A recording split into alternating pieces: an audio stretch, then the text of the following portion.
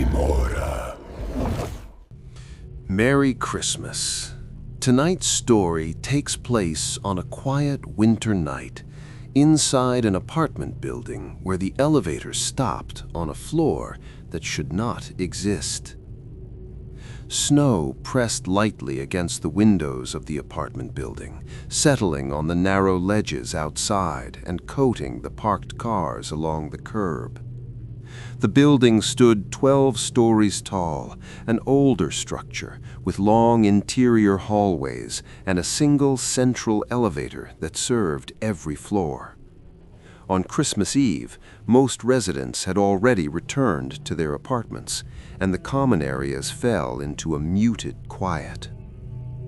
Daniel Price stepped into the elevator on the ground floor at 11:22 p.m., grocery bag in one hand, keys in the other. He lived on the 7th floor and had taken this elevator every day for years. The panel lights glowed softly as the doors closed. He pressed 7 and leaned back against the wall as the car began to rise. The elevator moved smoothly at first, passing the lower floors without pause. The familiar mechanical hum filled the small space. Daniel watched the indicator numbers change above the door. 3, 4, 5. Between 5 and 6, the elevator slowed. It did not stop fully. It hovered, suspended, the hum dropping to a low idle. Daniel frowned and checked the panel. The button for 7 remained lit. None of the emergency indicators were on. The elevator resumed its movement. 6. It should have continued upward. Instead, it slowed again and stopped. The indicator above the door flickered, then displayed a number Daniel had never seen there before. 13. Daniel stared at it. The building did not have a 13th floor.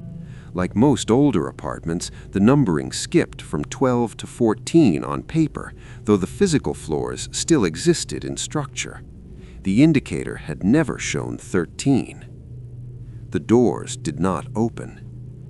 The lights inside the elevator dimmed slightly. The hum changed pitch, becoming flatter, heavier.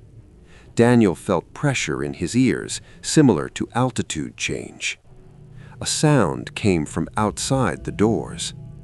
Footsteps moved along a hallway, slow and deliberate.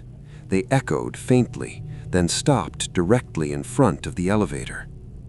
Daniel held his breath and waited for the call button to be pressed. It was not. Instead, a hand brushed lightly against the elevator door from the outside. The sound was soft, like fabric sliding across metal. Daniel felt the vibration through the wall behind him. The indicator still read 13. At 11:47, the footsteps moved away. The pressure eased slightly, though the elevator remained still. Daniel pressed the button for 7 again. Nothing happened. The speaker above the panel clicked. Static filled the space, followed by a faint tone that resembled a voice trying to form words but failing to shape them fully. The sound repeated twice, then stopped. Daniel remembered something an older neighbor had once mentioned during a power outage. Years earlier, before renovations, a resident had become trapped in the elevator during a winter storm. The building lost power overnight. By the time technicians arrived, the elevator was empty. The resident was never found, and management quietly replaced the system months later. At 11:59, the elevator lights dimmed further. The indicator changed again. Dash. No number displayed. The car vibrated once, as if settling into position. Outside, footsteps returned, closer this time. Daniel could hear breathing, shallow and steady, just beyond the door. At midnight, the elevator doors opened. not fully, just enough to reveal a narrow slice of hallway. Beyond the gap, the corridor looked wrong. The walls were unfinished concrete.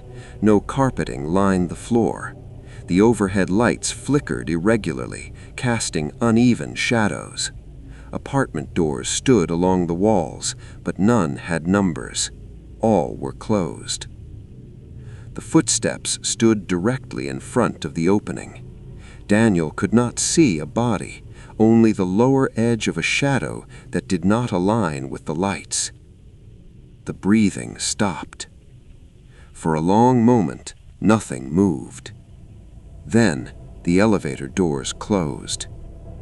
The indicator flickered rapidly and settled back to 7. The lights inside brightened to normal. The hum returned to its usual tone. The elevator resumed moving upward. When the doors opened again, Daniel stood on his floor. The hallway looked exactly as it always had. Carpet clean, lights steady, apartment numbers fixed in place. He stepped out carefully, half expecting something to follow. Nothing did. The elevator doors closed behind him and descended. In the following weeks, Daniel checked the building records. No 13th floor existed officially. Maintenance logs showed no faults in the elevator system that night. Still, other residents quietly shared similar experiences. Elevators stopping between floors, indicators displaying numbers that did not exist, doors opening briefly to empty, unfinished corridors. Each report happened near midnight. Most occurred during winter storms. None lasted enough for proof. The elevator continued operating normally the rest of the year, but on certain December nights, when snow pressed against the windows and the building settled into silence, the car would stop once more. The indicator would display a floor no one lived on, and the elevator would wait, as if giving one more chance to step out where they never reached before.